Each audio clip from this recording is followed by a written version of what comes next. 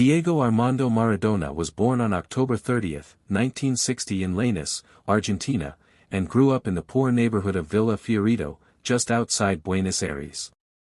From the earliest moments of his life, he was surrounded by hardship, poverty, and the raw energy of a working-class family that often struggled to make ends meet.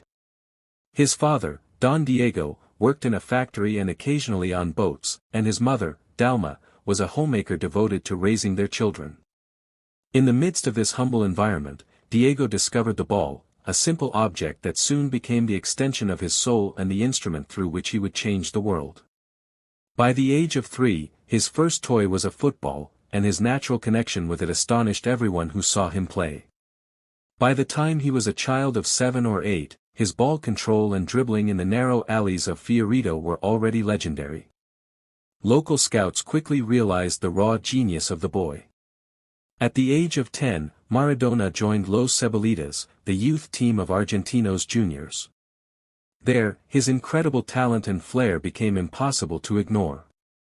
He dazzled with his footwork, balance, vision, and audacity far beyond his years, mesmerizing older boys and adults alike. People would gather just to watch him juggle a ball endlessly or weave through a field of opponents as if they were invisible. His reputation spread so quickly that he became a local sensation before even reaching adolescence. At just 12 years old, he worked as a ball boy at Argentinos Juniors senior matches, and during halftime he would entertain the crowd with juggling displays that left jaws dropped. He seemed destined for greatness, but even then, the pressures of fame and the weight of expectation began to surround him. By 15, Maradona made his professional debut for Argentinos Juniors in 1976. That day, he stepped onto the pitch against Talleres de Córdoba, becoming the youngest player ever to debut in the Argentine Primera División. The magic was immediate. His first touches carried the confidence of a seasoned veteran, and fans who had been whispering about this child prodigy now saw with their own eyes that a new era of Argentine football had arrived. He stayed with Argentinos Juniors for 5 years, scoring more than 100 goals in 166 appearances, an astonishing record that underscored his relentless attacking spirit and eye for goal. His performances carried not only flair and beauty but also efficiency, and soon larger clubs were circling around the teenager who seemed destined to carry the hopes of a nation. In 1981, Maradona signed with Boca Juniors, the club he had always supported as a boy. His arrival at La Bombonera electrified Argentine football. The stadium vibrated with chants of his name as he brought a swagger and artistry that captured the identity of Boca and its people. In his very first season, he led Boca to win the league title, cementing his status as a national hero. That same year, he made his. When Diego Maradona arrived in Naples in 1984, the city was brimming with anticipation. Napoli had never been a powerhouse in Italian football, living in the shadows of giants like Juventus, AC Milan, and Inter. Yet the arrival of Maradona changed everything overnight. For the Neapolitans, his signing was more than a transfer, it was the start of a revolution. The working-class population, long dismissed and mocked by wealthier Italians in the north, saw in Maradona not just a footballer but a champion who embodied their struggles, dreams, and defiance. The atmosphere at the Stadio San Paolo during his debut was electric, as tens of thousands packed the stands to welcome their new idol. On the pitch, Maradona's influence was immediate. He lifted Napoli from mediocrity to competitiveness almost single-handedly. His first seasons were marked by dazzling performances, breathtaking goals, and moments of sheer magic that turned Napoli into a team no rival could underestimate. By 1986-87, his leadership and artistry bore fruit as Napoli won their first-ever Serie A title.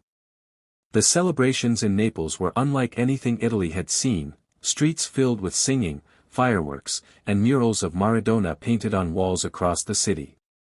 To the Neapolitans, he wasn't just a footballer, he was a saint-like figure who had delivered the impossible. Around this time, Maradona also prepared for the 1986 World Cup in Mexico, the stage where he would etch his name forever into football history. Argentina, coached by Carlos Bilardo, entered the tournament with doubts and criticism. Maradona, however, carried a burning determination to lead his country. From the first match, his performances lit up the tournament. His control of the ball, his vision, and his ability to dictate the rhythm of the game made Argentina a team transformed. But it was the quarter-final against England that defined both Maradona and the World Cup itself. On June 22, 1986, at the Estadio Azteca in Mexico City, Maradona delivered two of the most famous goals ever scored. The first, forever remembered as the "Hand of God," came when he leapt alongside England's goalkeeper Peter Shilton and, with a subtle punch of his left hand, sent the ball into the net. The referee allowed it, and controversy erupted. But just minutes later, Maradona produced a masterpiece that silenced criticism. Picking up the ball in his own half, he embarked on a 60-yard run, dribbling past 5 English players with mesmerizing speed, balance, and precision before slotting the ball past Shilton. It was the goal of the century, a demonstration of genius so pure that even those who despised his earlier handball could not help but admire it. In one match, Maradona encapsulated both the cunning and the brilliance of football, forever defining his complex legacy. Argentina advanced through the tournament with Maradona at the helm.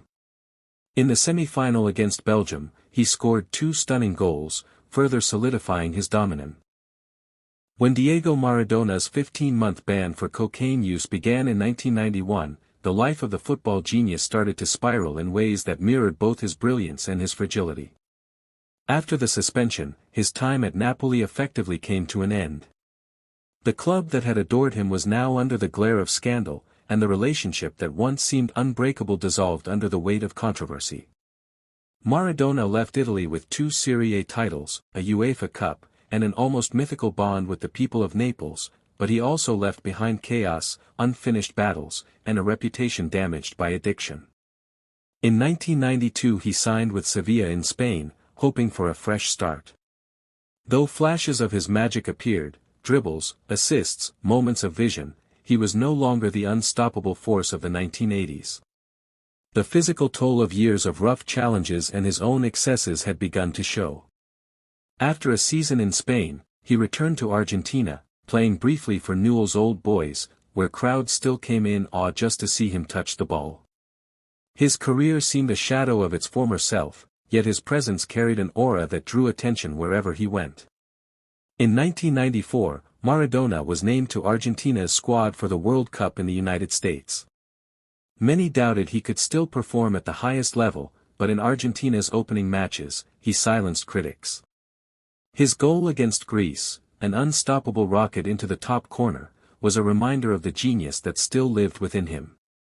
After scoring, he ran to the camera, eyes blazing, face fierce, screaming into the lens as if to declare he was not finished. But the world soon discovered otherwise. After the match against Nigeria, FIFA announced that Maradona had failed a drug test for the banned stimulant ephedrine. He was expelled from the tournament, and the image of him being led off the pitch by a nurse became symbolic of the tragic decline of a once unparalleled genius. Argentina, without him, collapsed and exited early. The failed test marked the true end of Maradona's career at the elite level. He attempted brief comebacks, returning to Boca Juniors in 1995. At La Bombonera, the crowds welcomed him home with passion, but his performances were inconsistent, and his personal struggles continued to overshadow his football. He retired officially in 1997, on his 37th birthday, after a career that had combined extraordinary beauty with relentless chaos. Retirement did not bring peace.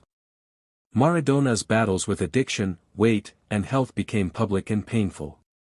He underwent numerous treatments for drug addiction in Cuba and Argentina, spending years trying to recover from the demons that had haunted him since his days in Naples. His weight ballooned, and his health deteriorated, leading to multiple hospitalizations. Yet even in his darkest hours, he remained a figure of fascination, beloved by millions who forgave his flaws because they remembered his magic on the field. In 2000s, Maradona began a new chapter.